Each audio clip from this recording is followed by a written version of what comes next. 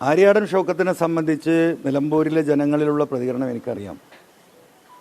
അത് കണക്കാക്കിക്കൊണ്ടാണ് ഇത് ആലോചിച്ച് ചെയ്യണമെന്ന് UDF ലീഡർഷിപ്പിനോട് ഞാൻ പറഞ്ഞിരുന്നത്.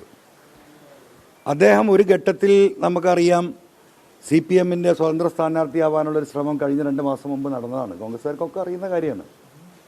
CPM അത് കൺസിഡർ ചെയ്യുകയും പാർട്ടിയിൽ ചർച്ച നടത്തുകയും ചെയ്തപ്പോൾ ഒരു കാരണവശാലും CPMൻ്റെ സ്വതന്ത്ര സ്ഥാനാർത്ഥിയായിട്ട് അംഗീകരിക്കാൻ കഴിയില്ല എന്ന നിലപാട് നിലമ്പൂരിലെ മുഴുവൻ LCയും AC-യും എടുത്തതിൻ്റെ ഫലമായിട്ടാണ് അദ്ദേഹം പിന്നീട് അതിന് പിൻവാങ്ങുന്നത്. ജിൻഡോ 2 മാസം മുൻപ് CPM-മായി ചർച്ച നടത്തി ആളാണ് നിങ്ങളുടെ സ്ഥാനാർത്ഥി എന്ന് പറയുകയാണ് PV അൻവർ.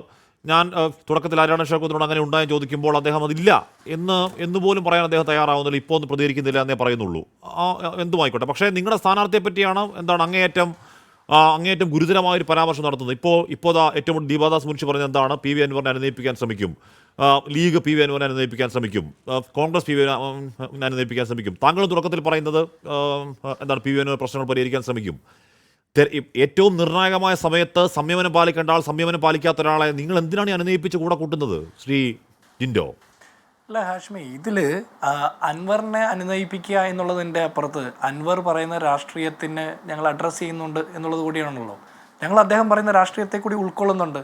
ഞങ്ങൾ കുറേ കാലങ്ങളായിട്ട് പറഞ്ഞിരുന്ന രാഷ്ട്രീയം അദ്ദേഹത്തിൻ്റെ മുന്നണിയിൽ പറഞ്ഞ് അവിടെ നിന്ന് കലഹിച്ച് പുറത്ത് വന്ന ഒരാളെന്നുള്ള നിലയ്ക്ക് അദ്ദേഹത്തിൻ്റെ അഭിപ്രായങ്ങൾക്ക് ഞങ്ങളൊരു പരിഗണന കൊടുക്കുന്നു. അതിനപ്പുറത്ത് അദ്ദേഹത്തിൻ്റെ നിലപാടാണ് അദ്ദേഹം എത്രത്തോളം സ്വാധീനമുള്ള ആളാണെന്ന് തെളിയിക്കാൻ പോകുന്നത്. ഈ നിലമ്പൂർ ബൈ ഇലക്ഷൻ എങ്ങനെ ഉണ്ടായി, ഈ ബൈ ഇലക്ഷനിൽ അദ്ദേഹം എന്ത് നിലപാടെടുക്കുന്നു, ആ നിലപാടിൽ അദ്ദേഹത്തിന് എത്രത്തോളം ജനങ്ങളുടെ പിന്തുണയുണ്ട് എന്നുള്ളതിനെ ആശ്രയിച്ചാണ് അദ്ദേഹത്തിൻ്റെ സ്വാധീനം വെളിവാക്കപ്പെടുന്നത്. എന്തായാലും അദ്ദേഹം പിണറായിസത്തിനൊപ്പമായിരിക്കാൻ സാധ്യതയില്ല. മലപ്പുറം ജില്ലയെ തന്നെ വർഗീയവൽക്കരിക്കാൻ ശ്രമിക്കുന്ന കേരളത്തിലെ ആഭ്യന്തര വകുപ്പിനെ സംഘപരിവാർവൽക്കരിച്ച പിണറായിസത്തിനൊപ്പമായിരിക്കില്ലല്ലോ അദ്ദേഹം എന്തായാലും LDFന്റെ കൂടെ ഇല്ല എന്ന് നേരത്തെ പ്രഖ്യാപിച്ചു.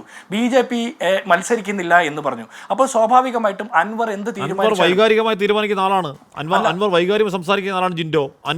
അൻവർ മത്സരിക്കാൻ തീരുമാനിച്ചാൽ എങ്ങനെ ഇരിക്കും? അൻവർ മത്സരിക്കാൻ തീരുമാനിച്ചാൽ അൻവറിന്റെ സ്വാധീനത്തിൽ ജിൻഡോയ്ക്ക് അവിടെ സംശയമുണ്ടോ? ഏറ്റവും ചുരുങ്ങിയ പക്ഷം ആര്യാടൻ ഷൗക്കത്തിനെ പരാജയപ്പെടുത്താനുള്ള സ്വാധീനം അൻവറിനുണ്ട് എന്ന കാര്യത്തിൽ ജിൻഡോയ്ക്ക് തർക്കമുണ്ടോ? 2 കാര്യമുണ്ട് കാശ്മീർ. ഒന്ന്, അദ്ദേഹത്തിൻ്റെ നിലപാടാണ് അദ്ദേഹത്തിൻ്റെ സ്വാധീനം എത്രത്തോളം ഉണ്ട് എന്ന് തെളിയിക്കാൻ പോകുന്ന കാര്യം. അത് അദ്ദേഹത്തിൻ്റെ നിലപാടനുസരിച്ച് നിലമ്പൂരിലെ ജനങ്ങൾ തീരുമാനിക്കട്ടെ.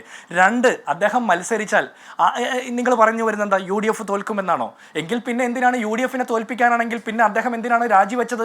അദ്ദേഹം രാജിവെക്കേണ്ട ആവശ്യമില്ലല്ലോ. പിണറായി വിജയന്റെ സ്ഥാനാർത്ഥി ജയിക്കാൻ വേണ്ടിയിട്ടാണെങ്കിൽ BJP മത്സരിക്കുന്ന പോലും ഇല്ല എന്ന് പറയുന്നു. സ്വാഭാവികമായിട്ട് UDFനെതിരെ മത്സരിക്കുന്ന പിണറായി വിജയന്റെ സ്ഥാനാർത്ഥിയാണ്.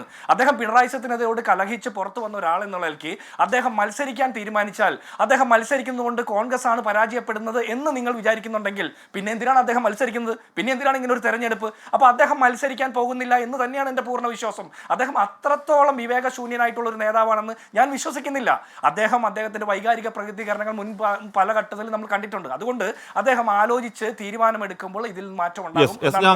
ഒറ്റ കാര്യം കൂടി കാശ്മീർ, ഇവിടെ ഇടതുപക്ഷത്തിന്റെ സഹയാത്രികനായിട്ടുള്ള രാഷ്ട്രീയ നിരീക്ഷകൻ പറഞ്ഞത് ജമാഅത്തെ ഇസ്ലാമിയുടെ സ്വാധീനോ, വരും ദിവസങ്ങളിൽ അമേരിക്കൻ ബൂർഷ്വാസികളുടെ സ്വാധീനം വരെ അവർ സംശയിക്കും. ഇവിടെ ഞാൻ പറയുന്നത് ഷൗക്കത്ത് എന്ന് പറഞ്ഞ കേവലം ഒരു സ്ഥാനാർത്ഥി മാത്രമല്ല, 1000 ഷൗക്കത്തുമാരാണ് അവിടെ മത്സരിക്കുന്നത്. 1000 ഈ സർക്കാരിനെതിരെ, ജനവിരുദ്ധ സർക്കാരിനെതിരെ പ്രതിഷേധമുള്ള 1000 മനുഷ്യരാണ് ഷൗക്കത്തിന്റെ പുറകിൽ, കൈപ്പത്തി ചിഹ്നത്തിന്റെ പുറകിൽ അണിനിരക്കുന്നത്. അത് വരും ദിവസങ്ങളിൽ നമുക്ക് കാണാം. മലപ്പുറം ജില്ല മതേതര ജില്ലയാണെന്ന് തെളിയിക്കാനുള്ള നല്ലൊരു അവസരമാണ് നിലമ്പൂരിലെ ജനങ്ങൾക്ക് കിട്ടിയിട്ടുള്ളത്.